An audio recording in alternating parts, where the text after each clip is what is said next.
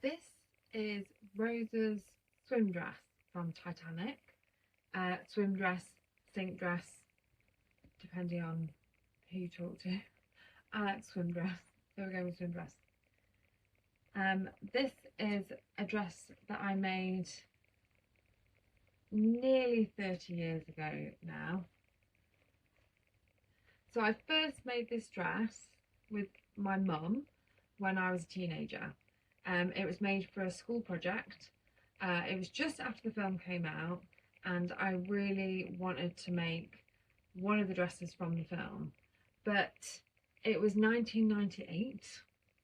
We did have the internet, but it was like AOL, dial up, talk to your friends a little bit, you've got mail type thing. It was not the internet like the internet is now. So there was no way of finding any reference pictures or Googling anything. There just wasn't any of that. So I went to see the film when it first came out and absolutely loved it and loved the costumes in it. Desperately wanted to make one of the dresses from the films. In my school for textiles, you had to make a dress. I was put on short textiles, which meant it was only like an hour a week. So we had to make the dresses at home and then do our portfolios. So I wanted to make this dress, and my mum, obviously being a seamstress and a costumier, helped me. So I learned a huge amount when I was doing this dress, a huge amount. But years later, so that was in 1998, we only had the film as reference. So I was drawing what I could remember from the film, and then I bought the film on VHS, and I actually remember queuing up at Blockbuster at midnight when the video was released, because I had my video on pre-order, and if you were on pre-order you could queue up at midnight to get your video. So we went and queued up at midnight to get the video, and as soon as I got home I said to my mum, I'm not going to watch the whole thing, I'm not going to watch the whole thing, I just want to see the dress. So we fast forwarded and paused it at different bits, you know, in the you'll remember this if you had videos, the screen used to jump when it was on pause. It had like scribbly lines that used to jump. So we were trying to and see the dress, but we had drawn it. So this is what we thought the dress was in 1998. I did also buy a book and found pictures, but this dress seemed to have evolved a lot from when the original costume designer, so Deborah Scott, who was the costume designer for Titanic, like the sketches that there seem to be for the first dress don't look much like the dress she wore in the film. So it didn't, like the book that I had, I was like, oh my god, this book is going to have loads of stuff in it, and it didn't. So I still have that book, but it doesn't have as much in it as I thought it was going to. So really what we had was memory, drawings from the film, paused images, or like the posters, like one of the posters, she's wearing this dress looking up at the iceberg, but she's kind of in his arms, so you can't see a lot. So this is what we thought. In 2011, the Titanic was doing an exhibition of various different things and moving around, and one of the things was that it had Kate Winslet's costumes from the film. So as you can imagine, I was so excited to go to this exhibition and went straight to the swim dress and found it was very different from the dress that we had made like over a decade earlier. And so then I was really quite devastated.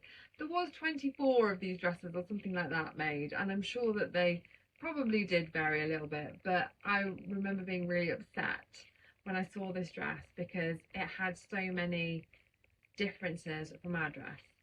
Now we're in 2026. Obviously there are loads of reference photos. You can go on Google, you can see interviews with Deborah Scott, you can see interviews with Kate Winslet, you can see behind the scene images, behind the scenes footage. There's so much now that you can see, and that's how I know that this dress has a lot of mistakes. So I'm going to tell you what some of those mistakes are now. I won't be wearing it because obviously, as you can see, I was a lot smaller when I was a teenager. So it absolutely does not fit me now. But she's on the mannequin. She's doing all right. We recently gave her a wash and restored her a little bit. But yeah, so these are some of the mistakes. So the first and most obvious mistake is that we did a cutaway. So a lot of the time on the film, you probably saw about the angle that you can see on the camera now. And if I lift her up, you can see that we continued that. So we kept it as a cutaway all the way down with the top chiffon there. And I now know from seeing the dress and from many images, it's not a cutaway, it's actually squared off like block layers. So I don't know if it was perhaps maybe from her walking that the dress was like this, and because we sort of only really saw the motion shots and didn't see any of the shots of the actual dress just hanging, then we saw this and thought it was cut away. So we cut it away. I think it's really pretty cut away, definitely, but every dress that you see shows reference of squared off blocks at the end, and ours is most definitely cut away all the way down to the bottom, because that's how we saw it on the film. And when I watch the film now, I can see why we saw that, because it does seem like the corners are maybe flicked. But yeah, so that's mistake number one. Mistake number two, although I don't know if this is really a mistake as so much as a conscious decision, is that this layer for us is not chiffon. We couldn't afford chiffon. Like, chiffon was a really expensive fabric even then, and this was a school project dress, so it needed to be a good alternative. So we found this fabric, which is beautiful and kind of moves similarly to chiffon. So the whole idea, which I did see an interview with Kate Winslet at the time, saying that the whole point of this dress was to make it look like it was clinging to naked, and this fabric is like sort of sheer enough so that when if it was wet, it would have a similar thing of chiffon, that it would cling to her legs and make her look naked underneath. So we went with this fabric, which I know is definitely not chiffon. So we just did the chiffon top layer. And chiffon's a beautiful fabric, but it doesn't age very well. When we wash this, it has lost some of its colour. The video is making it all look a lot more pale than it is, because we're in strip lights and the dress on a whole is a little bit darker than it looks on this video. But it did lose some colour when we washed it, and there are some little holes in the fabric and stuff, because chiffon just doesn't last beautifully well. But this layer is a lot more full, and then there is a layer underneath actually that we did which isn't even nearly as full. It's more straight down. But again, that was a conscious decision to save on fabric, just because it's a huge amount of fabric. So yeah, that was one that we chose to do. The third mistake was the waistband, the Empire line waistband. I never heard of ombre dye, didn't know what that was. I obviously do now. I just thought it was two different colours. So the waistband, our waistband is two separate pieces of fabric in two different colours, and well, three really if you count this one. And we pleated it as well instead of gathered it. Hers is more kind of pulled and gathered. Didn't we realise that at the time? I'm not sure that this fabric would have gathered very well. I feel like it would have been quite bulky. And hers, it has a very smooth silhouette when she's in it, and that was what I was most keen on, in getting that really smooth silhouette. And if you have too much fabric that's gathered too much, that's not the right fabric, if it's not chiffon, which it probably is chiffon, it's not going to be right. And we didn't have chiffon for that, so we pleated it and did that neatly instead. So the third one, mistake, but also probably conscious choice as well. The fourth mistake is in the back. So at the back, I had read that they weren't using any non-authentic fastenings. So I was very adamant that we couldn't put a zip in the dress. It has to be hooked and eyed. It has to be something that would have been used in 1912, but that we've got, because again, we didn't have much money. This was a school project. So I had, and she's a little bit tight on this mannequin, we had hooks and bars at the back, but we had to try and figure out a way to get that twist because there's like a rose at the top. Bearing in mind the back view is her running through the engine rooms, so it's a lot, not very easy to pause and have a look at that.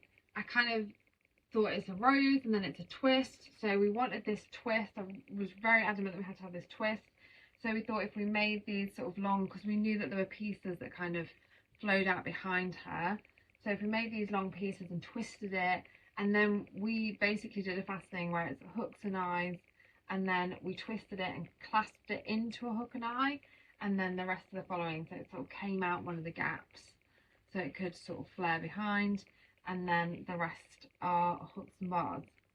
When we went to the exhibition and saw the dress, the first thing I did, because we had so much stress trying to figure out what to do with the back of the dress, the first thing I did was run to the back of the dress and saw it was a zip. So I was pretty good about that. And it wasn't even zipped up on the mannequin, so you couldn't even like see how the back sat properly. So that was a bit frustrating, but I like the way that has turned out. It doesn't quite fit this mannequin, but when it's fully closed, the twist is a lot more prominent and looks a lot better, and kind of flares out, and we don't have this like weird gap here, but that's just because it's all too tight. The fifth really glaring mistake, and again, that fast thing is just because it's too tight on the mannequin, is that we didn't put any kind of train on her whatsoever. So she is flat to the ground, and we have these that flare out, but there's no, she's cut away still. We cut her away at the back because we thought that that was how it was going, and with no chiffon, so we don't have that train that I've seen a lot of the rose dresses have. I think that perhaps maybe, and I don't know, but if you've made 24 dresses or in that realm for a film, I'm guessing that perhaps maybe the ones that were under the water probably didn't have quite as big a train, but it definitely does look like the sort of sketches of the running from behind definitely look like it has way more fabric than we have. Would we have done a train if we realised that? Maybe not, because again, it's more fabric. So we were really trying to save on fabric and save on cost when we made this. So I don't know. We still have the movement, but we just didn't quite have the flare out at the back. The next mistake, although I'm not sure if it is a mistake, is the colour debate. Like, what colour is everything? Because every time you look at different shots, everything looks different. So it's really difficult to understand the colour of the dress. This, like I say, definitely looks a lot paler on the video, and we definitely lost a little bit of colour when we washed her. But really, we were definitely going for lilac here and a sort of very, very pale pink on the underlayers, where I've seen a lot of people's dresses much, much more purple and have a lot more purple in the back as well. So did we get the colour wrong? Is this just our interpretation of the colour? I don't know. Overall, I'm really proud of the dress that I made with Mum, with hardly any pictures and hardly anything to go on, and just bits and pieces of the film.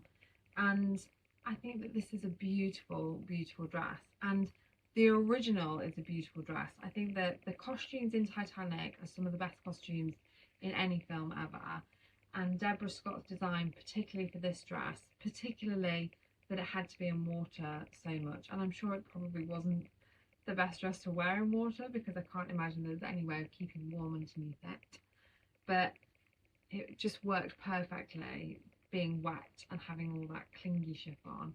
But I think it's such a beautiful, beautiful example of a film costume, and I'm really proud of the dress that we made. One day I will make another one slightly bigger, because, you know, we've expanded over the year, and with the proper chiffon and everything underneath. But for now, I'm really happy with that dress.